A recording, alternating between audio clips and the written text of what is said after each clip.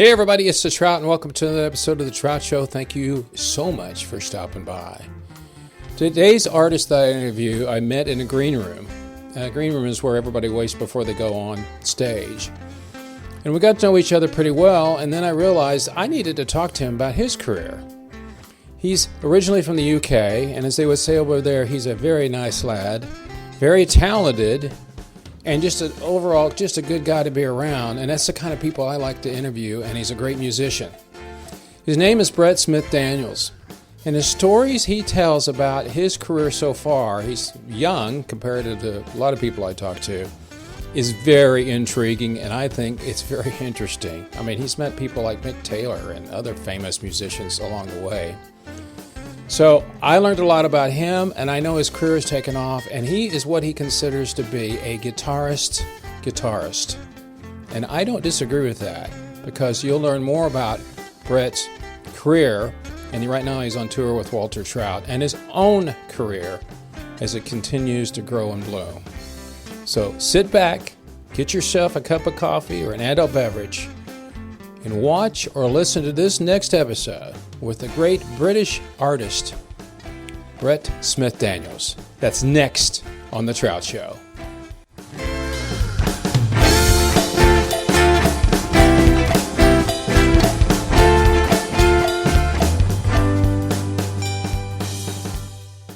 The Trout Show is supported by David Smith with Edward Jones. David has years of experience of assisting individuals just like you with reaching their financial possibilities. There are times in our life that we come across financial problems and we don't know what to do. Maybe you had a relative that recently passed away and left you a large sum of money. However, you're not clear on what to do. If you live in the continental United States, I suggest you contact David Smith with Edward Jones at 469-372-1587. David can look at your situation and provide his expertise that he has been providing his clients for years. Don't tackle these situations by yourself. Contact David at 469-372-1587 to help you make decisions that are important to your financial situation. That's David Smith with Edward Jones at 469-372-1587.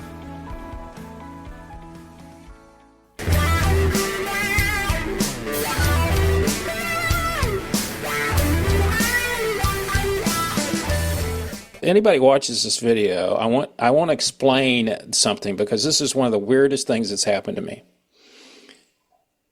I had interviewed Walter Trout before and we send emails back and forth occasionally.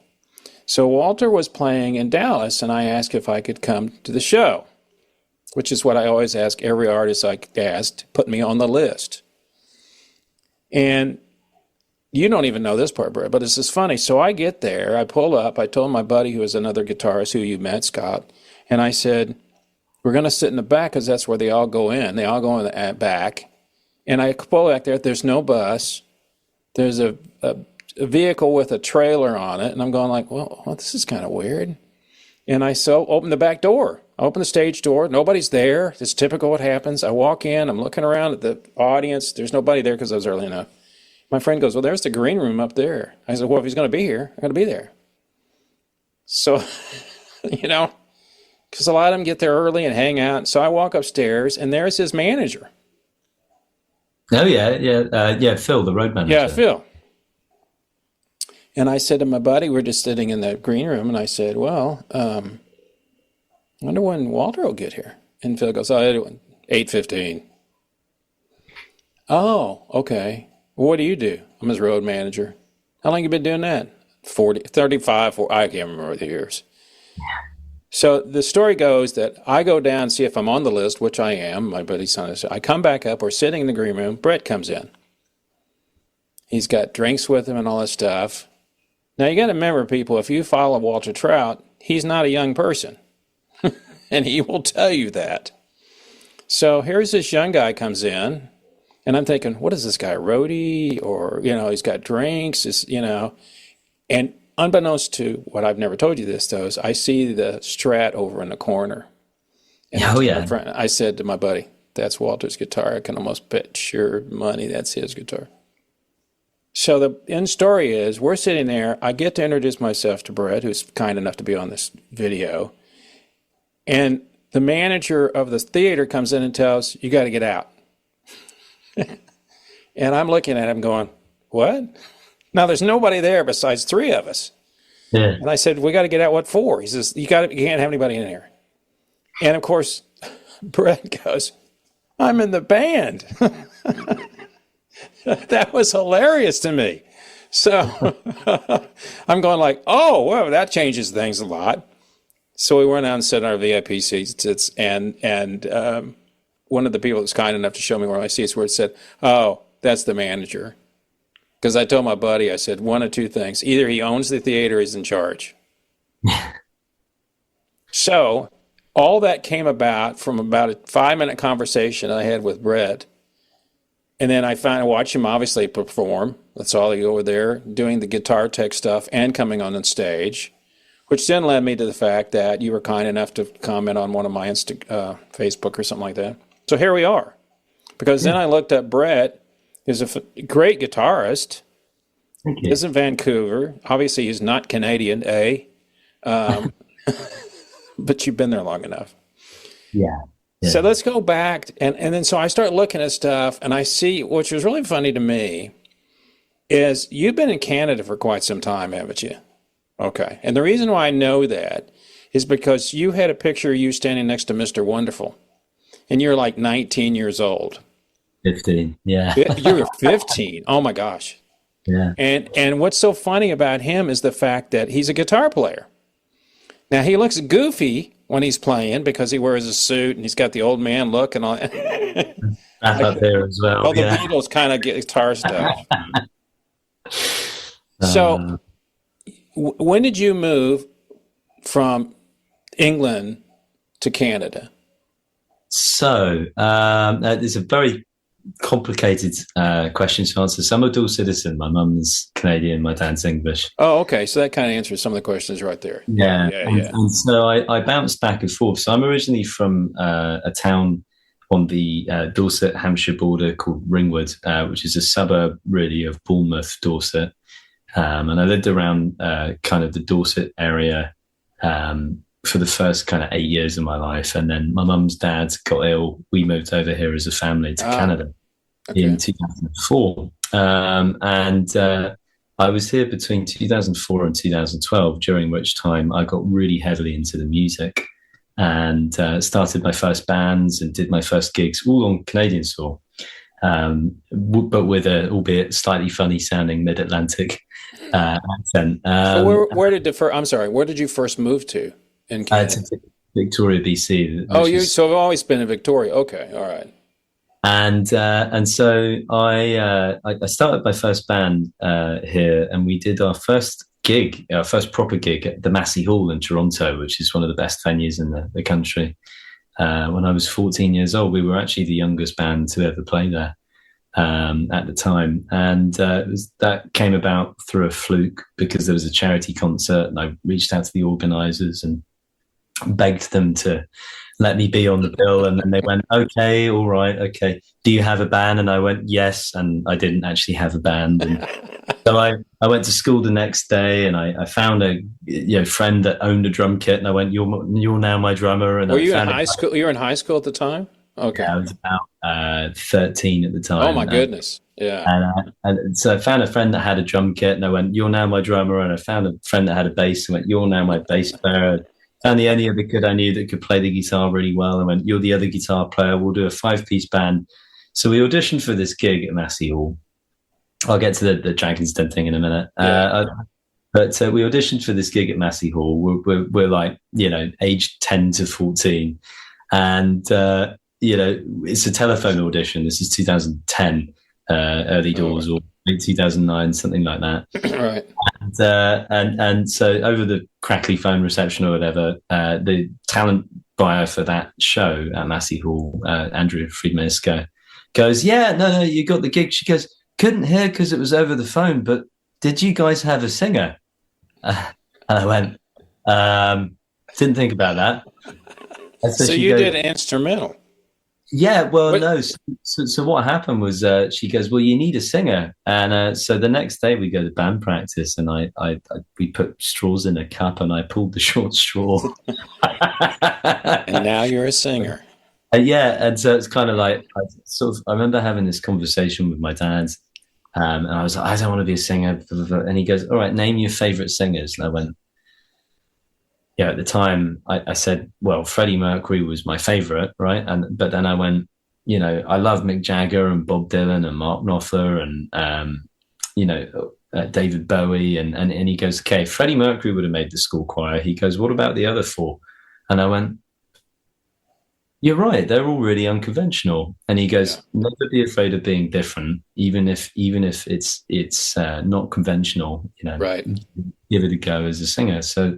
So then I started singing. So a year later, reading the paper, because I'm a very unusual person for my age, and I see an ad for Dragon's Den, which is Kevin O'Leary's, at the time, Canadian version of Yes. Chant. Yeah, that's right. Yeah, that's right. Dragon's Den. I forgot. Yeah. Yeah, and so I was failing maths, English, science, PE, everything but band, barely showing up to class. Having a really hard time academically, couldn't focus. Just didn't. It was like a square peg in a round hole. And I was friendly with everybody, but they knew I didn't want to be there. I knew I didn't want to be there. I understand. Kind of thing. And for some reason, I thought that despite the fact I didn't know the meaning of the word economy and I was failing maths, that it would be a great idea to try and pitch a record label that didn't exist to one of the biggest business moguls in North America. Oh my goodness. And so that's hilarious. We cobbled together this band again. It was like 3/5 of that first band that played at Massey Hall. And we added a new bass player because a couple of the guys had left. And the four of us at this point got together and hatched this harebrained scheme to create the concept of a record label that Kevin O'Leary would buy on TV, because we didn't want to sign a regular 360 deal, which was standard at the time, which is where so at that time streaming hadn't started of any consequence. Yeah, it was around 2000. It was around 2000 that people started stealing music. And I don't remember, and I'm trying to remember when Apple came out with the because Steve Jobs was smart enough to know, hey, let's do something. So in 2010, it's not like it was download. So, you downloaded. Yeah.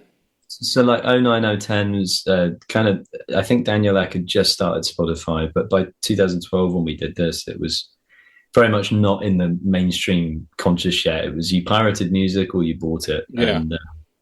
And so labels were trying to take more and more and more of what the artist was making. And that's so surprising they would do that. I know, right? I mean, who would have thought?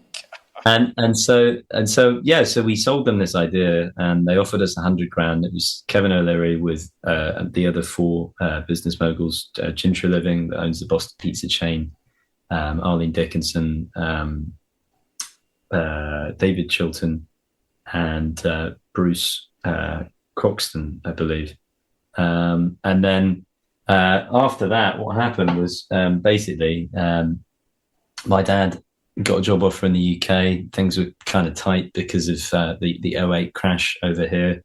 Yes. And the remnants and effects of that years later. And I found myself 6 months after we'd aired on national TV to 1.6 million people in Canada being offered $100,000, washing dishes for £3.68 an hour on under 18 wage in Burley, Dorset, or Burley, Hampshire. I can't remember which county it's in. I think it's but yeah, so I was then the dishwasher at the Queen's Head pub.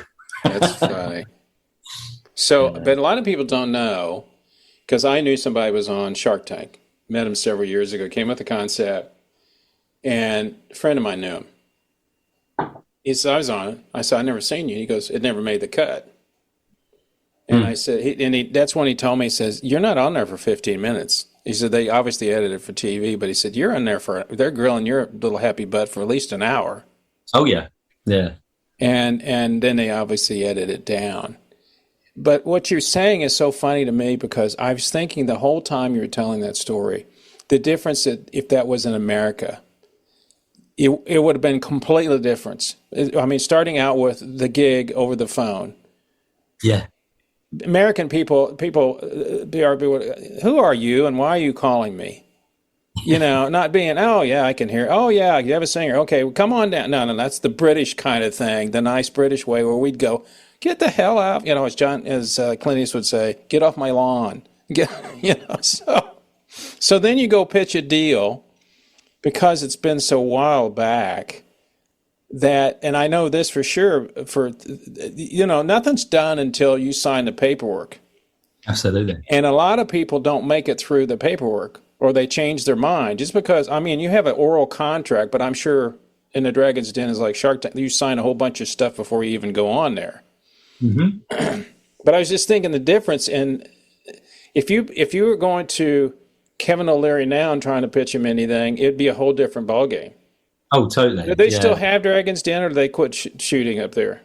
Yeah, they do. At the time, it was more popular than it is now. Kevin left the show about a year after we were on it. Yeah, so he could be in Shark Tank. Yeah, prioritized Shark Tank. I think he may have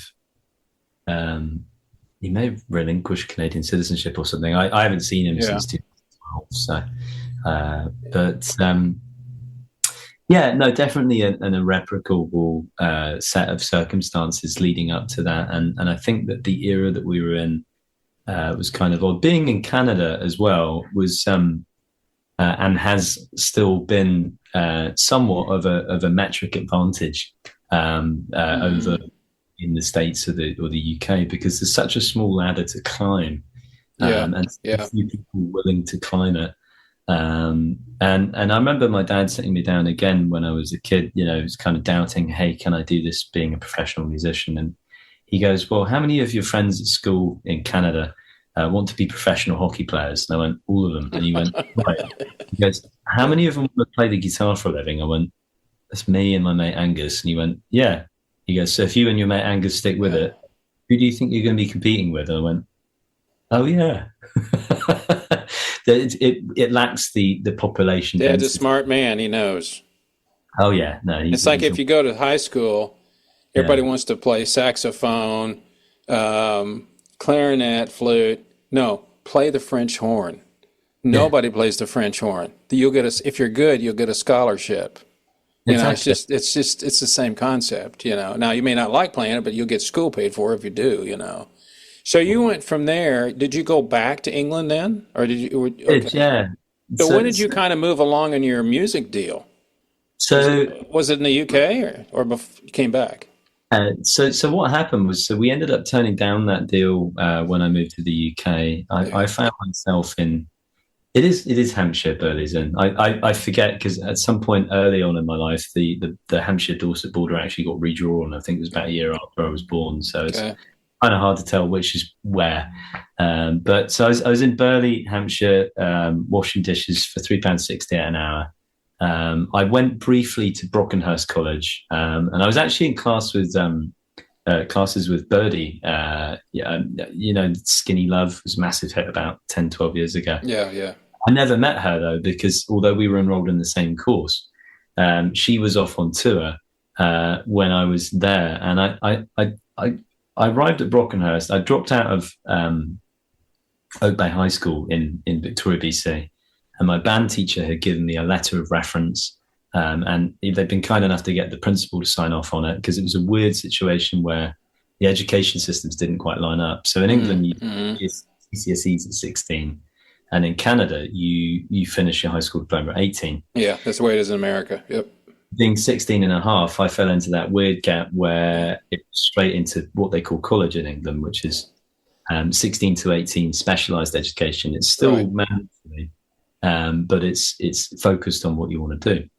So I managed to bag my way onto a course at Brockenhurst College halfway through the year. Hated it, dropped out almost immediately. I was there for about 3 weeks. And I came home one day and went, Dad, I've dropped out again. And he's like, oh, God's sakes. So I got this dishwashing job. Life was going nowhere for like 2 or 3 months there. This is early 2013. And one day I'm sat in the nan's kitchen, and my nan, I mentioned to you when we were in Dallas, was a classical piano teacher for many, many years. That's right. You did mention her. Yeah. The grand matriarch of music within my family tree, so to speak.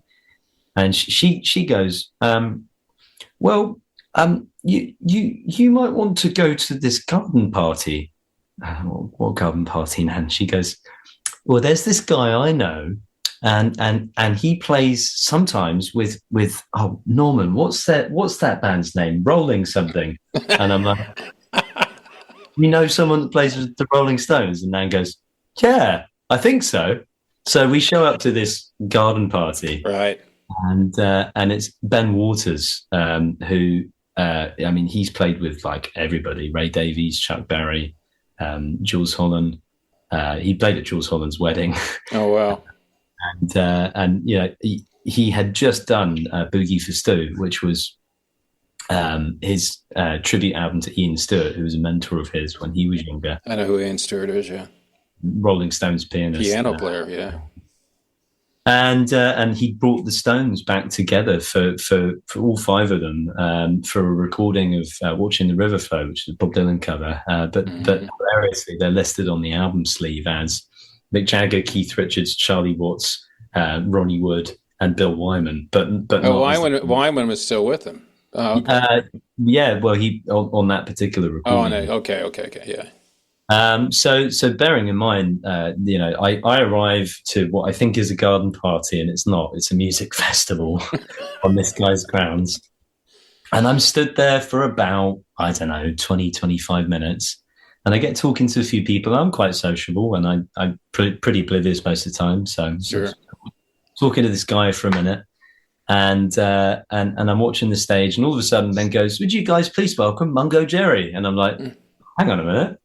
This guy summertime. Yeah. I was like, this guy can't be part of a Rolling Stones tribute. He must be the real. Yeah, he must have played with them. And then so I was still talking to this guy for a little while around that time on that same day, and I was like, what did you say your name was again? He goes, Chris Jagger, and I was like, right, okay, I'm in. And Jagger's not a name everybody knows. It's not a lot of people have Jagger in their last name. Yeah. No. And it turns out it's Mick Jagger's younger brother. So I ended up doing quite a few gigs with Ben and with Tom, Ben's son, who's a phenomenal saxophone player. And they became quite close family friends, and one thing leads to another. So I'm sitting in with Ben quite a lot around the age of sort of 16, 17. I got a gig with a Johnnie Cash tribute band, and I did some gigs around the UK with them. And then I left that, and I started at another music college, which was a publicly funded course around 17, and started a band called the Villanovas, and very quickly decided that I wanted to move to London. So we practiced that for a year. We passed our university auditions, and we got accepted to BIM London, the British Irish Modern Music Institute. Okay. So we moved in. We did ironically the Rolling Stones thing, where we got a band house, and we shared a house, and it was our rehearsal space. Yeah. And it was filthy and dirty and full of empty booze bottles, and a couple of the guys' girlfriends would come over and try and clean up after us every couple of weeks, and my parents would walk in and be like, did a nuclear bomb go off in here? It was just awful. You actually live here, son? You had lived here? That kind of thing. Yeah. And so we started doing support gigs as Villanovas. We toured a couple of dates supporting Dr. Feelgood and Focus, the prog band. Oh yeah, that is Sweden, isn't it, or Finland? One of the two. Focus. Yeah. I think Sweden, but I could be wrong. It was around that time, and this is where things get really bizarre in my life, that I met someone in Canada and decided as a 19-year-old that I was going to fly back and forth between the UK and Canada, split my time whilst also touring with a band that was based in London, and trying to have a relationship in Victoria. And so I, like a crazy person, started flying back and forth, and I couldn't hold down a normal job. So by default, I ended up busking for a living. And where? In Victoria or London? No, so my parents at this point moved to Salisbury, Wiltshire. Okay, another place, and I ended up in my third year of university. I took a gap year, and my third year of university, I ended up commuting from Salisbury to London. So on top of not living in London anymore at that point, but commuting there every day for How college. how long does it take, or what's the distance? About 150 miles each way. So it's at least a 2 hour, 3 hour, 2.5 hour drive. Yeah. Yeah. And so I ended up commuting to London from Salisbury whilst in a relationship in Canada, whilst touring with the Villanovas, who then started getting gigs in Mexico and playing in Canada and all over the UK. And so it's this like weird thing. Everyone's like, what on earth is going on with Brett? And around that time, Robert M. Knight reached out, who, if you don't know, who's a photographer for Led Zeppelin and Jimi Hendrix, Stevie Ray Vaughan. He shot the Alpine Valley gig the night that Stevie died. Mm. One of the other bands he shot for was Guns N' Roses. Mm-hmm. And I got the invitation to go to the National Association of Music Merchants, the NAMM convention in Anaheim, California. Yep, and NAMM, yeah. 2017 in January. And talk about walking into the right room at the right time, invited by the right person. I got off the plane, got into my accommodation, went into NAMM the very first day. Robert goes, "Oh, we should go for breakfast with my friend." And then the next thing I know, I'm sat across the table from Skunk Baxter from Stevie Dan and the Doobie Brothers. And who that is. And he's inviting me to a private event with D'Angelico Guitars. Now, Skunk the one that's got the big mustache? Is that Skunk? Yeah. Mustache and Stratocaster. And so he invited me to an event with D'Angelico Guitars. And on the drums at that event, it was Bob Weir's launch of his signature guitar. On the drums was Matt Sorum from the band Guns N' Roses. And being a product of the 90s myself, I grew up with them being close to one of my favorite groups. And I bowled up to Matt afterwards. I had a Villanova's thing in hand that I just made. It was on an iPhone or something. And I went, "Please, can I show you this?" And he goes, "Yeah, sure." Because he's a really nice guy. So he sticks the headphones in. And he goes, "Come sit with me for a bit." So he goes, "Here, hold this." So I carried his snare drum down the stairs with him. We walked across to the Marriott Hotel. And we sat at the Pizza Hut at the Marriott Hotel with him and his childhood friend. And he goes, "I'm going to give you some life advice." He goes, "Make sure you've got good people around you. Make sure you've got a band that always serves the song, and go and do a couple thousand gigs and call me when you're ready." He goes, "I'm going to know when you're ready." Oh, yeah. Yeah. Like, right. And he goes, "People forget that I was nearly 30 when I had the phone call for Guns N' Roses." And I was like, "Oh, right." So I'm 20 years old at the time, and I'm going, "Fuck, I've got another 10 years. I've been doing this 13. So long and short, I ended up, after much chaos moving back and forth between the UK and Canada, I made the disastrous decision of moving back to Canada for the relationship, which shortly thereafter failed miserably. Won't go there. But the aftermath of that was that I found myself in Victoria playing covers gigs, and I was playing, 240 gigs a year. Now, you had your own band. Was this your band? Yeah. Okay. So I was doing, it was like covers gigs, and I still do them between tours with Walter, and it's 3 sets, 50 minutes per set. Oh, that's easy. Covers, yeah. So I was often doing sort of 2-3 gigs in a day, 3 sets. 50 oh my minutes. gosh! And I ended up just completely burnt out, and I ran to LA in June of 2022 to try and reconnect with some people, trying to figure out how do I get out of this rut that I'm in. I went through a really hard time there, and the next thing I knew, I was on Dan Konopka's couch, who's the drummer from OK Go. And he kind of sat me down and went, "Look, I've been through this. It's a hard time you're going through. Why don't we make an album? Get it out of your system." So he starts doing remote recording sessions from me. Okay. So I'm up in Canada at the home studio recording stuff, sending them down to him. And there's like 6 tracks or whatever that he cuts. 4 of them are perfect. 2 of them, I'm like, I want to be in the room. It just needs like a live band or something. Like I just need. Yeah. So September 2022, I book recording time in Los Angeles, and it's supposed to be Dan Konotka on drums from OK Go, and Bjorn Englund on bass, who when Rudy Sarzo quit Quiet Riot, he was their guy. He plays for him. I'd ran into Bjorn when I was drunk on Sunset Boulevard, and he put me in a cab and sent me home and was like, here's my phone number, I'm kind of worried about you. And then the next thing I know, I booked him for a session, and that's classic musician story in it. But oh yeah. So what I didn't anticipate was that I booked my sessions for the week of the Taylor Hawkins tribute concert, and actually the day of the Taylor Hawkins tribute concert, Taylor Hawkins from Foo Fighters died. They booked it. As a weird side note to that, I know his aunt. So because when they were doing the Taylor Hawkins thing, that was in L.A., wasn't it? That's why everybody was there. Yeah, because everybody and their brother. It's like the Jeff Beck thing they did in London, where everybody showed up for that thing. Yeah. So what happened? Here is everybody's gone, and you're trying to get all the people. And they're like, "Hey, dude, I'm at Taylor." Yeah. So I show up, and it's like Mr. Bean trying to make an album, but it then very quickly turns into if Forrest Gump was a musician. And I swear to you that the next 3 to 4 minutes of record, Forrest, Forrest. Exactly as it happened, no embellishment. So I arrive in LA. I have almost no money. I've got like less than $600 left in credit on my $6,000 line of credit that I've got.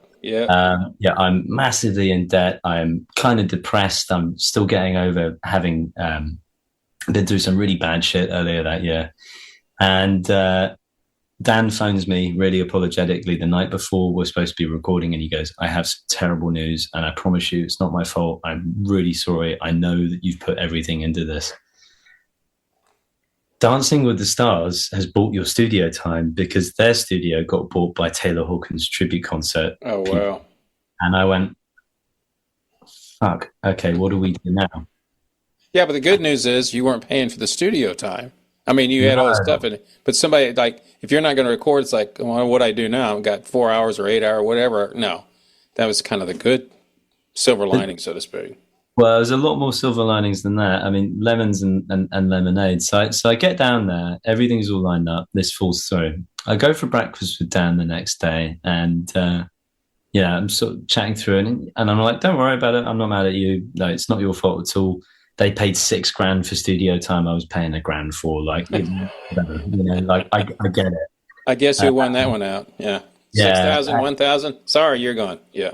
And that's just kind of the way that LA works in general. Is if you've got more money, you get in first, right? Yeah, what a surprise! Yeah. So I ended up at the Rainbow Bar and Grill on Sunset Boulevard. I had a very famous place. Yeah. I hadn't spoken to Matt Sorum in a number of years, apart from just the odd message back and forth at this point. And I'm sat completely blackout drunk in the Rainbow, just like drowning my sorrows. Like, shit, I've put everything into this, and now I've failed, kind of thing. And I'm sat there, obviously, because Guns N' Roses were associated strongly with that bar, November Rain is on the playlist. So I'm sat there, and through the drunken haze, I hear November Rain. Then I start staring at Matt Sorum's snare drum on the wall, and I'm like, I should drunk text Matt Sorum and ask him, because I need a drummer and a studio. Because Dan, with his schedule, he was only available that one day, and then he had to take his kid. And I'd phoned Brent Woods from Chevy Metal, and he was backstage at the Taylor Hawkins thing. And, he's like, hey, I can't help you till Monday. And I'm going, I don't have money to stay till Monday. So rather than doing the financially sensible thing, I was there blowing money that I could have used on recording at the bar. So I was staring at Matt's snare drum on the wall. I text Matt, and I don't hear back for a couple of days because busy guy, right? So I'm still in LAX the next morning. Bear in mind, this is the morning after perhaps the biggest event in LA since the Michael Jackson funeral. Yeah. And I overhear someone talking about an orchestra, and that turns out to be Amy Keys, who's a very successful session singer. And we talked for like 40 minutes, and she turns out she's flying to Vancouver to play with the Vancouver Symphony Orchestra. Mm. So we get to the end of the lineup, and I go, so who's the Vancouver Symphony Orchestra playing with? Like, who are you singing with? And she goes, oh, Stuart Copeland from the Police. And I'm like, you mean to tell me that 24 hours ago I couldn't find a drummer, and now I've texted Matt Sorum and Stuart Copeland's, wait, is that him in the lineup? She's like, yeah, but shh. And she goes, I'll stick you on the list tomorrow, and you can come down and meet him. And maybe you find your drummer, kind of thing. So I end up in Vancouver the next night, and I am broke. I have like less than $100 in my bank account at this point, and I'm still waiting on the text back from Matt Sorum, and it's just kind of like, help me, I'm desperate. You know, I need a place to record. I came all the way down to LA. My studio time got cancelled. Me and my friend are kind of going splits on some drinks. I'm sat there, you know, not particularly sober. Stuart Copeland walks into the VIP after show. I start having a conversation with him, and whilst I'm having a conversation with Stuart Copeland, Matt Sorum texts me back and goes, "Yeah, I'll play on it." And so the weirdest moment of my life was I'm sat across from Stuart Copeland, obviously the Police being one of my favorite bands growing up. And then the drummer from Guns N' Roses is texting me going, yeah, I'll be on your record. So I'm looking at Stuart and I'm going, Stuart, if Matt Sorum played on something, would you play on it too? And he goes, is he really playing on your record? I went, apparently. So flipped the phone around. So yeah. He goes, all right. He goes, prove to me that you've done that in a couple of years' time, and send me some stuff. And if I like it, I'll play on it. So it's like still waiting for that one to happen. But that kind of snowballed into the collaboration with Matt Sorum in January of this year. Flew down to Palm Springs, and he'd hired Bruce Whitcomb from the Hollywood Vampires, which is Johnny Depp's band with Alice Cooper and Joe Perry, to come and co-engineer and co-produce. And they have a brilliant young engineer at Good Noise, which is Matt's space, called Fabian Mettelman as well, who worked on that. And so it's just the four of us from the studio. Back in January. So basically the end result of that failed trip to LA was a much better turnout. And when I got to the studio sessions in February, or January rather, of this year, I wasn't aware of the fact it was the week before the Grammys. Yeah, okay. So we're recording and we're all set up. And, the phone starts ringing one day, and it's like the first or second day of recording, I think. And Matt picks it up. He goes, hang on, man. Steven Tyler's calling me. And I'm like, beg your pardon? Just a sec. Puts him on speakerphone. Hey, Steven, how's it going, man? And I'm like, what is happening right now? Like, yeah, because he's like in the middle of like a drum take, and then all of a sudden he's in the control room with me. He's on Steven Tyler, and I'm just here with this young British dude. We're making this really cool record, and I'm like sort of flashing back to when I'm 10 years old, writing these bands' names on my notebooks at school, going, isn't that funny? Then of course. A couple of days later, the phone rings and it's Billy Gibbons, and he's on the phone to Billy Gibbons, and then Sammy. My buddy Billy, Reverend Bill, yeah, because Matt plays with Billy, and then Billy Duffy and from the Cult, and basically they were arranging Stephen's Janie's Fund thing at the Grammys for January, which is his charity that he has, and so that was all going on, and I'm like, sort of after that crazy week back in January.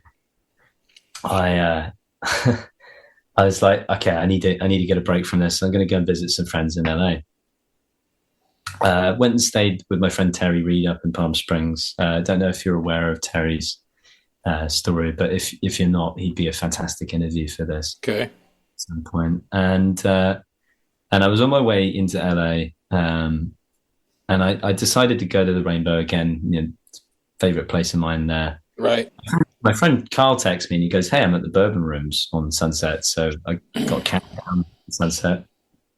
Walk in. This is the day after we wrap. recording. And I'm like, I'm trying to get a break from all the like madness because I'm like, I can't process this. I walk in and friggin' Trey Cool from Green Day sat at the bar. And of course, he's buddies with Matt. So I'm like, hey, you're Matt Sorum's friend.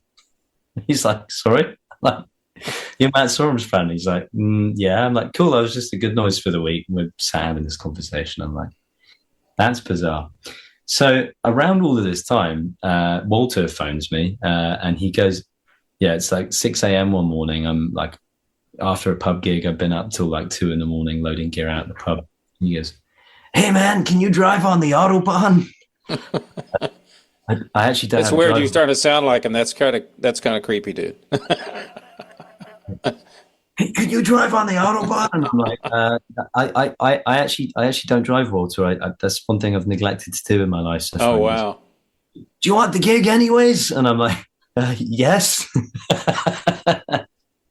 And so March this year. Now, but let me ask you this: how did he know you? How did he find you?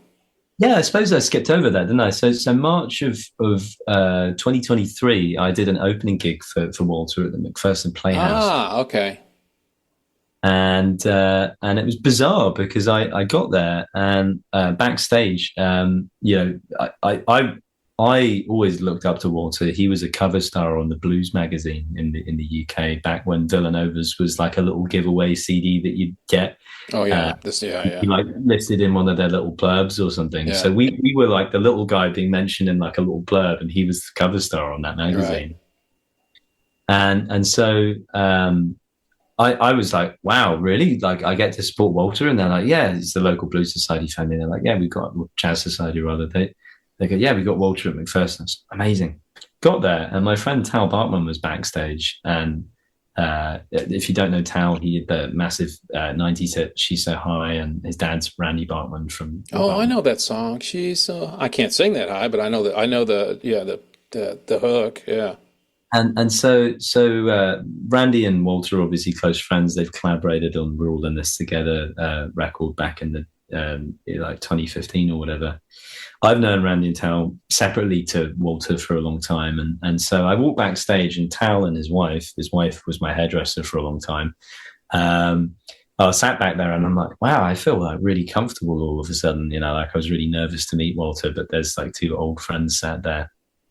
And then Teddy, who was his keyboard player at the time, last year, I overhear him talking about how he was with Guns on the Use Your Illusion tour. And I'm like, hang on a minute, Matt Sorum. And, I've known him for years. Yeah. So all of a sudden it went from being like this room full of like slightly intimidating, not in and of any sense other than that I really admire these people, musicians that I look up to being like friends of friends. And so I just went up to Walter, after the gig and after he'd finished playing. And I said, look, I don't know if you've already got someone playing with you on second guitar at any point.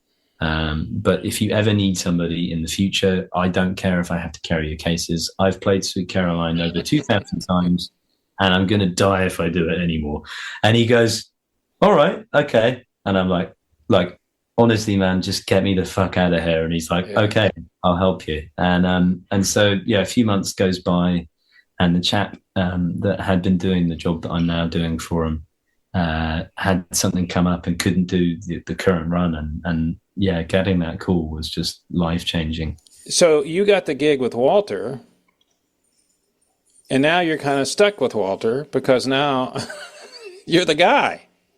So did he tell you, okay, here's the songs you're going to play on? These are the ones that I need you on?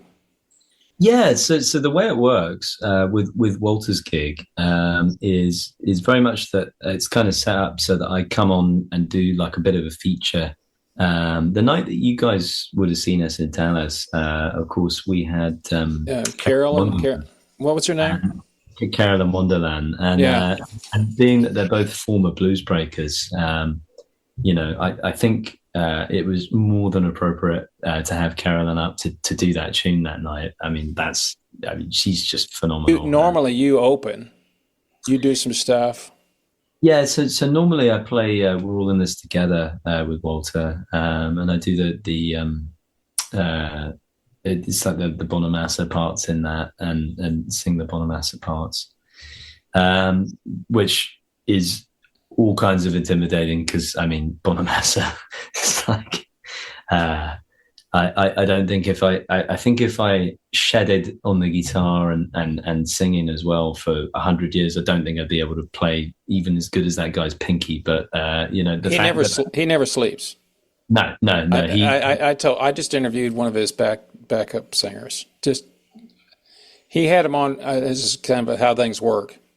So he's standing in front of his 3 gals that sing with him on tour, and one of them had a new song, a new album out, Jade McRae. So I reached out to her and I said, "Hey, you want to be on my show?"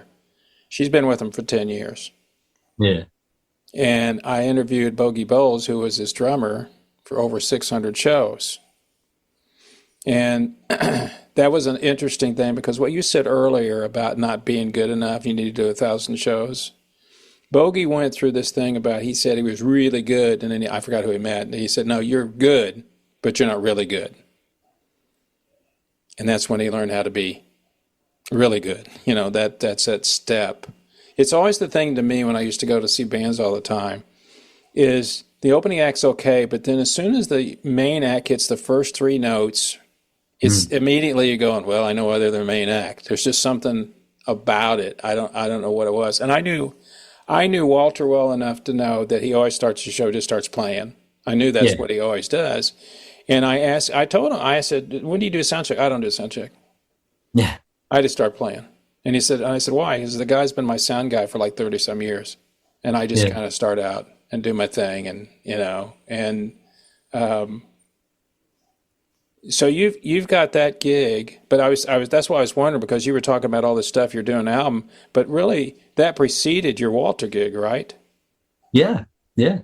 So this thing with Mr. Trout is just relatively new. Oh yeah, absolutely. And, so for those people that don't know, Brett's saying, I think, what do you do? 4 or 5 tunes, 4 songs? I don't remember how many you were up there on.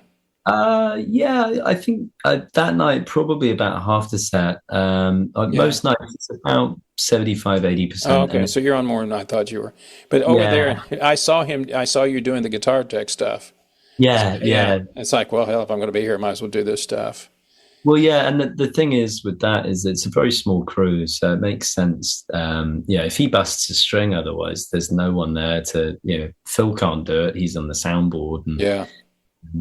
And, so that's kind of my role there is very much in a supporting role to ensure that both, Walter's got the guitar, all set up and all in tune before he goes on. If there's a string breakage, there's a couple of songs leeway that I can run off, restring a guitar if he wants to use that one. Same one.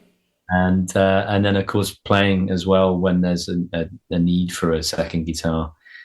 Which, given that he's Mr. Trout, is it's nice of him to consider a second guitar in the first place, I would say. So the plan over the next few months is in between commitments with Walter, because obviously that's my priority for the time being. And I might add that obviously Walter has been just such an incredible mentor and I'm sure. Support and really like a teacher of a lot of things, not just musical, but also just how to pace yourself life-wise, and looking at how he keeps doing that into his 70s, still with the energy of a 25-year-old. Is just dumbfounding. But the plan for me going forward is, between my commitments with Walter, to take the songs that I did with Matt Sorum from Guns N' Roses, pop them out at some point in the early new year, and then take a show on the road when I'm not on the road with Walter. So I'm going to be on the road pretty much continuously. Between tours, I'll be doing my own tours. And is it going to be under your name? What are you doing? A band name, or is it your name? No, under my name. Oh, sure, that's what you should do. Yeah, I've had loads of bands in the past, and the thing that I realized about 6 or 7 years ago was, although my name is long, bulky, kind of obscure sounding, it's also the only one on the internet, and good or bad, my searchability is at the point now where people can find me. And it flows. Your name does have a flow to it. Yeah, I suppose so. It does. I mean, I alwa's wished I had a cooler name, really, but well, don't we all? We all. Yeah. Don't we all? It's like, but you know, the plan going forward, get those singles out. I've got the live video coming out with the 5-piece original band. I've also just filmed a video with my blues trio. Yeah, that's what you put on Instagram. No, so that's some original stuff that's coming. Well, there's out. something you said we're getting ready to have a video come out. Yeah. There's another separate video. Yeah, two separate videos. One's a couple years old. Some of my own stuff off the record, and then the blues trio video as well. And the plan really is to try and straddle the line between being an artist that makes music that is influenced by blues, but also alternative rock and other genres, and also being a primarily blues guitarist, and trying to find that dichotomy. Matt Sorum's been suggesting to me that although not in genre, in terms of career path, that the kind of John Mayer route might be a good idea, where you're writing songs for a popular market, but you're also known as a guitar player that can go and do a gig and hold their own with musicians in the genre that you love the most. And so I think he might be right about that. But definitely, a time of great change and all that for me. But in the immediate sense, in the next 4 or 5 months, it's back on the road with Walter.